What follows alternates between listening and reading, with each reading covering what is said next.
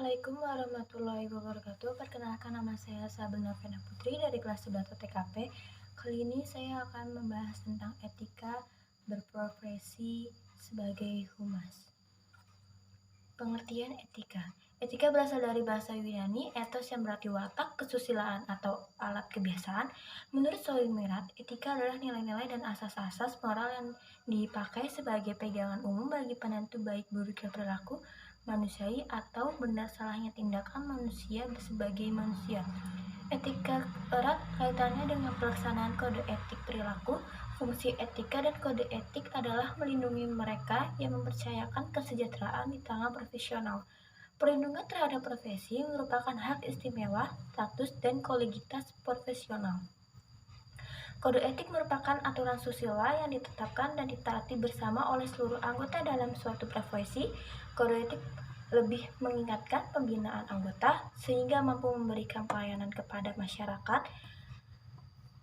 Etika profesi perusahaan. Public relation adalah merupakan salah satu profesi yang memiliki kode etik.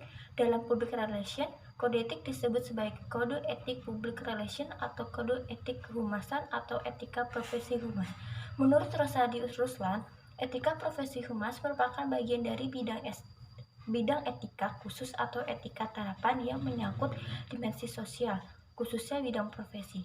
Kegiatan humas atau profesi humas, public relation profesional, baik secara kelembagaan atau dalam struktur organisasi, atau public relation by function, merupakan individual sebagai penyandang profesional humas, atau public relation office by profesional, berfungsi untuk menghadapi dan mengantisipasi tantangan ke depan, yaitu pergeseran sistem pemerintah otokratik menuju sistem reformasi yang lebih demokratik dalam era globalisasi, yang ditandai dengan munculnya kebebasan pers mengeluarkan pendapat, opini, dan berekspresi yang terbuka serta kemampuan untuk berkompetitif dalam persaingan pasar bebas, khususnya di bidang jasa teknologi, informasi, dan bisnis.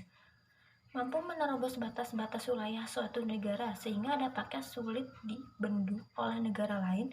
Sebagai target sasarannya, menurut Ruslan Rosadi, kode dan aspek perilaku seorang praktisi humas antara lain Code of Conduct merupakan kode perilaku sehari-hari terhadap integritas pribadi, klien dan majikan, media dan umum, serta perilaku terhadap rekan profesinya. Yang kedua, Code of Profession merupakan standar moral bertindak etis dan memiliki kualifikasi serta kemampuan tertentu secara profesional. Yang ketiga, Code of Publication merupakan standar moral dan yuridis etis melakukan kegiatan komunikasi, proses, dan teknis publikasi untuk menciptakan publisitas yang positif demi kepentingan publik. Yang keempat, Code of Enterprise menyangkut aspek hukum perizinan dan usaha UU PT, UU Hak Cipta, Merek, dan Paten, serta peraturan lainnya. IPRA menyatakan kode etik humas yang kemudian diterima dalam konvensinya di Venice pada Mei 1961. Isinya adalah integritas pribadi dan profesional, reputasi sehat, ketaatan pada konstitusi dan kode IPRA. 2. Perilaku kepada klien dan karyawan. 3. Perilaku terhadap publik dan media. 4. Perilaku terhadap teman sejawat. Kode etik Humas Indonesia per Humas. Kode etik ini telah terdaftar sejak tahun 1977 di Departemen Dalam Negeri dan Depan saat itu, dan telah tercatat serta diakui oleh organisasi profesi humas internasional yaitu IPRA, dijiwai oleh Pancasila maupun Undang-Undang Dasar 1945 sebagai landasan taat kehidupan nasional. Itu saja yang bisa saya sampaikan kode etik humas di sini.